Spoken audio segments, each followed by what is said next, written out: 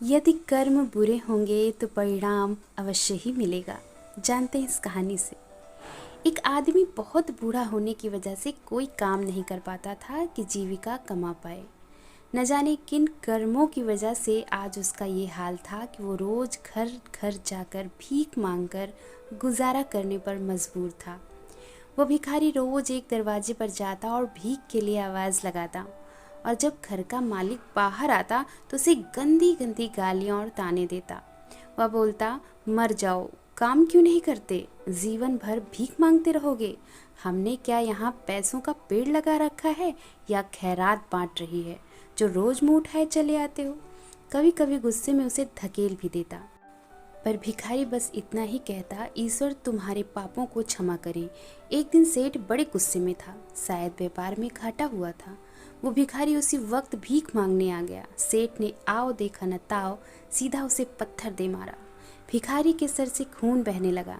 फिर भी उसने सेठ से कहा, ईश्वर तुम्हारे पापों को क्षमा करे, और वहाँ से जाने लगा। सेठ का थोड़ा गुस्सा कम हुआ तो उसने सोचा, मैंने उसे पत्थर मारा पर उसने मुझे दुआ दी, इसके पीछे क्या रहस्य है। जरूर इसकी लाइफ में कुछ तो घटना हुई है, जानना पड़ेगा। इतना सोच सेठ भिखारी के पीछे चलने लगा। भिखारी जहाँ भी जाता सेठ उसके पीछे जाता।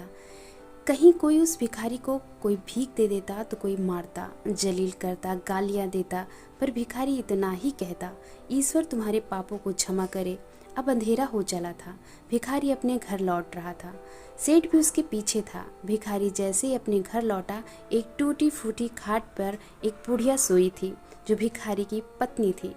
जैसे ही उसने अपने पति को देखा, उठ खड़ी हुई और भीख का कटोरा देखने लगी।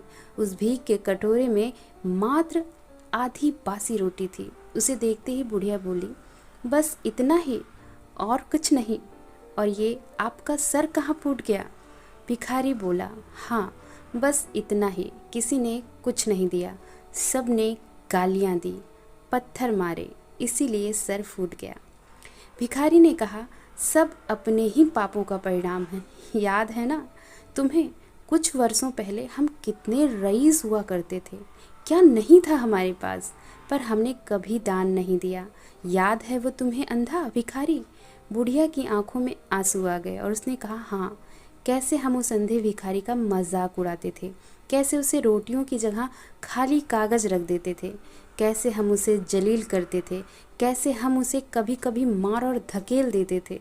अब बुढ़िया ने कहा, हाँ सब याद है मुझे, कैसे मैंने भी उसे राह नहीं दिखाई और घर के बने नाले में गिरा दिया था। जब भी वह रोटियां मांगता मैंने बस उसे गालियां दी। एक बार तो उसका कटोरा तक फेंक दिया, और वो अंधा भिखारी हमेशा कहता था, तुम्हारे पापों का हिसाब ईश्वर करेंगे, मैं नहीं। आज उस भिखारी की बद्दुआ और हाय हमें ले डूबी।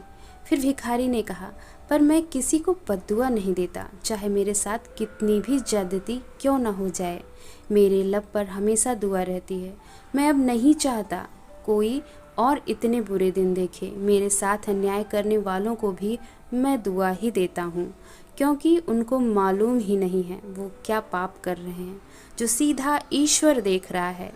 जैसा हमने भुगता है कोई न भुगते, इसीलिए मेरे दिल से बस अपना हाल देखकर दुआ ही निकलती है। सेठ चुपके चुपके सब सुन रहा था। अब उसे सारी बात समझ में आ गई थी। बुढ़ी बुढ़िया ने आधी रोटी को मिलकर खाया और प्रभु की महिमा है बोलकर सो गए। अगले दिन भिखारी भीख मांगने फिर सेठ के यहाँ गया। सेठ ने पहले से ही रोटियां निकाल के रखी थी। उसने भिखारी को दी और हल्की सी मुस्कान भरे स्वर में कहा, माफ़ करना बाबा, गलती हो गई। भिखारी ने कहा, ईश्वर तुम्हारा भला करे, और वो वहाँ से चला गया। सेठ को एक बात समझ आ गई थी कि इंसान तो बस दुआ बद्दुआ देते हैं, पर पूरी तो वो ईश्वर ही करता है, वो भी कर्मों के हिसाब से। अगर आपको यह कहानी पसंद आई है तो वीडियो को लाइक और चैनल को सब्सक्राइब करना ना भूलिएगा। कहानी सुनने के लिए आपका बहुत बहुत धन्यवाद।